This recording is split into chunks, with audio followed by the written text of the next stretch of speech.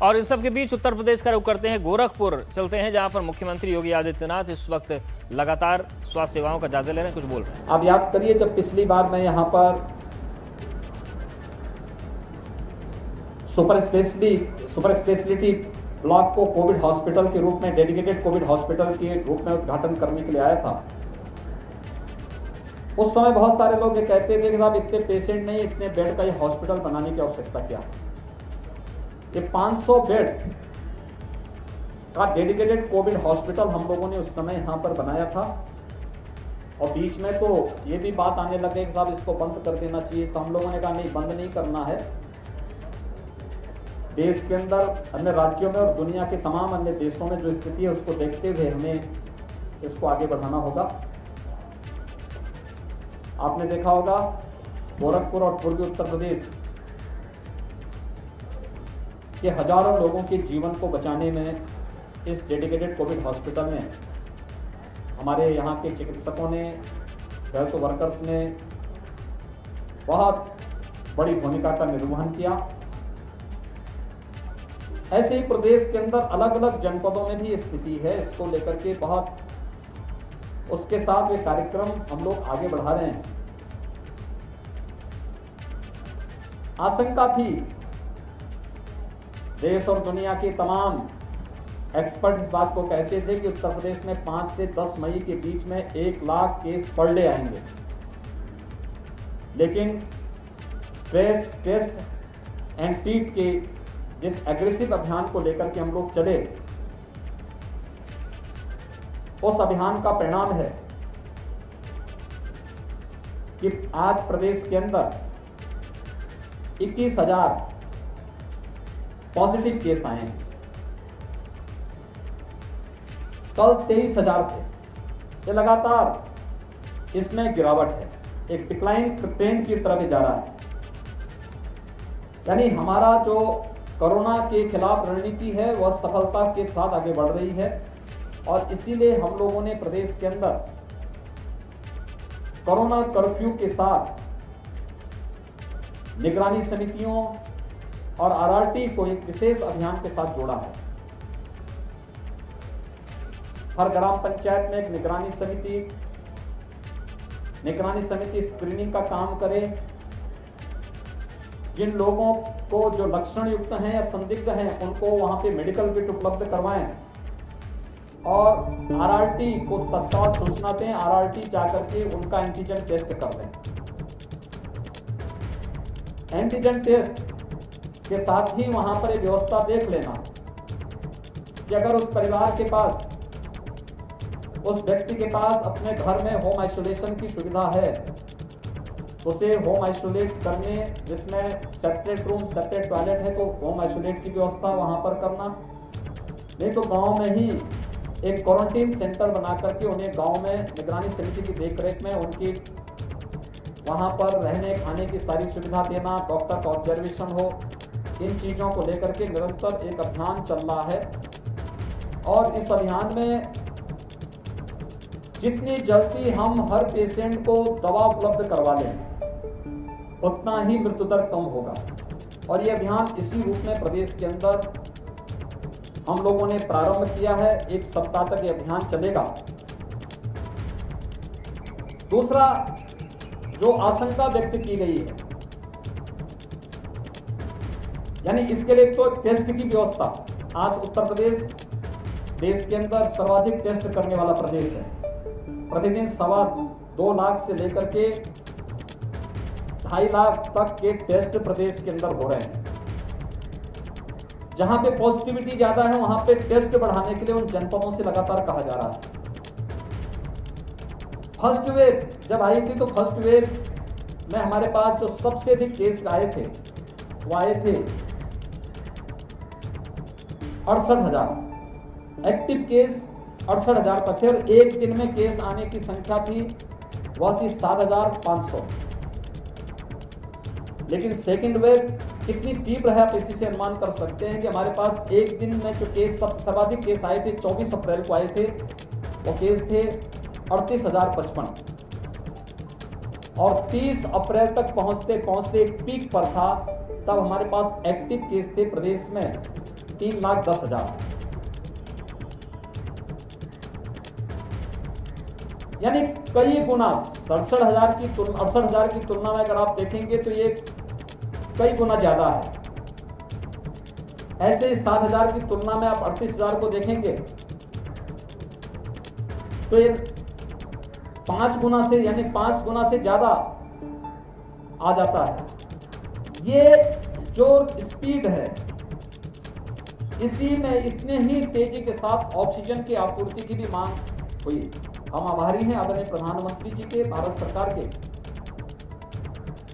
कि पहली बार देश के अंदर ऑक्सीजन के लिए वायुसेना के विमानों का उपयोग किया गया। ऑक्सीजन एक्सप्रेस चली है। हम राज्य के अंदर, जब प्रदेश के अंदर कोविड की फर्स्ट वेव थी, तब हमारी ऑक्सीजन की आपूर्ति प्रदेश के अंदर, उसमें राज्य सरकार को कुछ भी नहीं करना होता था। मेडिकल कॉलेज का ऑक्सीजन प्लांट के साथ अपने एग्रीमेंट होते थे, उस एग्रीमेंट के अनुसार ऑक्सीजन मिलता था, या फिर जंबो सिलेंडर से, या उन्होंने एयर सेपरेटर यूनिट लगाए थे, उसके माध्यम से उनका काम चलता था। लेकिन अचानक ऑक्सीजन की डिमांड प्रारंभ हुई। फर्स्ट वेव में 300-350 मीट्रिक टन ऑक्सीजन की खपत उत्तर प्रदेश में थी, और कल हम लोगों ने 1,000 मीट्रिक टन से ज्यादा की ऑक्सीजन की आपूर्ति प्रदेश में की है, जिसमें हम लोगों ने वायुसेना के विमानों का उपयोग करते हुए यहां से खाली टैंकर भेजे, वहां से ऑक्सीजन एक्सप्रेस के माध्यम से लिक्विड मेडिकल ऑक्सीजन हॉस्पिटल और मेडिकल संस्थान में हर एक जनपद में पहुंचाने का कार्य किया। यहाँ पर गोरखपुर में भी, गोरखपुर और बस्ती कमिश्नरी के लिए लिक्विड मेडिकल ऑक्सीजन की आपूर्ति टैंकर के माध्यम से भी और ऑक्सीजन एक्सप्रेस के माध्यम से भी यहाँ पर आपूर्ति करने की व्यवस्था की गई है। गोरखपुर में, क्योंकि यह पूर्वी उत्तर प्रदेश का स्वास्थ्य सेवा का एक प्रमुख केंद्र है, उत्तर और पश्चिम बिहार की भी एक बड़ी आबादी गोरखपुर में स्वास्थ्य सुविधाओं के लिए आती है। उसको ध्यान में रखते हुए अब तक यहाँ पे जितने बेड्स थे उनको और सुविधायुक्त बनाने के लिए बीआरडी मेडिकल कॉलेज में भी ऑक्सीजन की आपूर्ति बढ़ाने के साथ ही यहाँ पे बेड्स की संख्या बढ़ाने के लिए वेंटिलेटर उपलब्ध कराए गए हैं। और अभी मैं एम्स में जा रहा हूँ। एम्स में बोइंग के माध्यम से, जो अंतर्राष्ट्रीय विमानन कंपनी है, उसके माध्यम से CSR के मद से 200 बेड का एक डेडिकेटेड कोविड हॉस्पिटल वेंटिलेटर युक्त वहां पर उपलब्ध किया जा रहा है। उसमें वो मैन पावर उपलब्ध कराएंगे, साथ साथ स्टेट गवर्नमेंट भी उन्हें उपलब्ध कराएगी। ऑक्सीजन की आपूर्ति स्टेट गवर्नमेंट उनको वहां पर उपलब्ध कराएगी। फायर सेफ्टी, इलेक्ट्रिक सेफ्टी और सिक्योरिटी की व्यवस्था स्टेट गवर्नमेंट इसमें करवाएगी। इन सभी कार्यों के साथ इन कार्यक्रमों को हम आगे बढ़ा रहे हैं। कोरोना महामारी के खिलाफ जो हमारा सबसे बड़ा अस्त्र है वह है प्रदेश के अंदर कोरोना महामारी, और देश के अंदर, दुनिया के अंदर भी वह सुरक्षा कवच हमें वैक्सीन दे सकता है। देश के वैज्ञानिकों का हम अभिनंदन करते हैं कि उन्होंने प्रधानमंत्री जी के मार्गदर्शन में 2 स्वदेशी वैक्सीन देश को दी हैं और वैक्सीनेशन का कार्यक्रम सफलतापूर्वक चल रहा है। उत्तर प्रदेश के अंदर अब तक वैक्सीनेशन में 1,40,00,000 के आसपास लोगों को हम लोग वैक्सीन दे चुके हैं, जिसमें 1,38,00,000 से ज़्यादा 45+ से जुड़े हुए लोग हैं और 1,00,000 से ज़्यादा हम लोगों ने अब तक 18+ लोगों को, 18 से 44 के बीच के लोगों को भी वैक्सीन दिया है। आज से हम लोगों ने प्रदेश के अंदर वैक्सीन के कार्यक्रम को और तेजी की है। 4,000 से अधिक सेंटर में हमारे 45+ से जुड़े हुए लोगों को वैक्सीन दिया जा रहा है।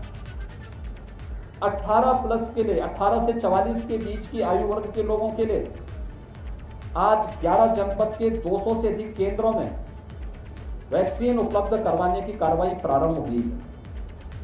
ये वैक्सीन सुरक्षा कवच हर एक व्यक्ति को दे सकता है।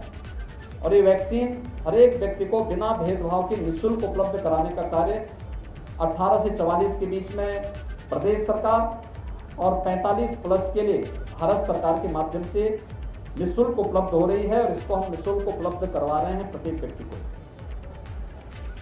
आपके माध्यम से मेरी जनता से अपील है कि ये महामारी है, ये महामारी को हम सामान्य फ्लू समझने की भूल न करें। बचाव ही बीमारी में सर्वोत्तम उपाय है और बचाव के लिए हम लोगों को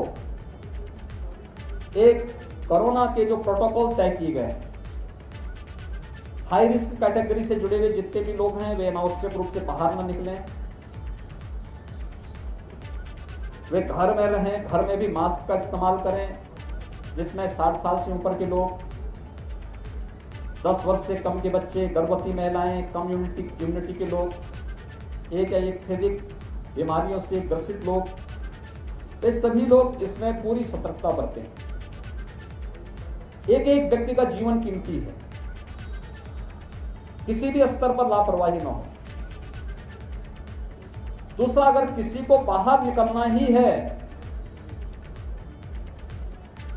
जो सामान्य लोग हैं, तो वे लोग भी मास्क का इस्तेमाल जरूर करें। कोई चीज का लेन देन कर रहे हैं, ग्लव्स जरूर पहनें।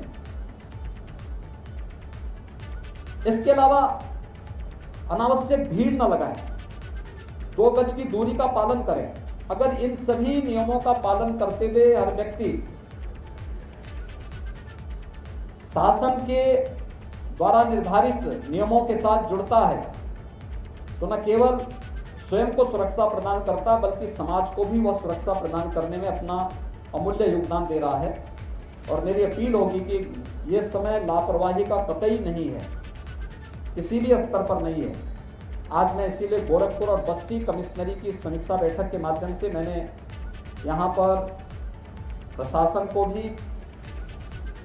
जो आवश्यक कार्रवाई की जानी चाहिए, अलग अलग स्तर पर कुछ जगहों पर अच्छा काम हुआ है, कुछ जगहों पर अभी और बेहतर करने की गुंजाइश है, उसको और बेहतर करने के लिए उन्हें कहा गया है।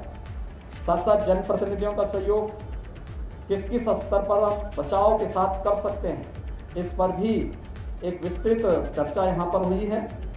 अभी मैं एम्स में जा रहा हूँ, जहाँ पर हमें 200 बेड का एक डेडिकेटेड कोविड हॉस्पिटल, वेंटिलेटर युक्त हॉस्पिटल की निर्माण की कार्रवाई वहाँ पर प्रारंभ होनी है और बहुत शीघ्र ही गोरखपुर को एक नई चीज़ यहाँ के लोगों को उपलब्ध होगी।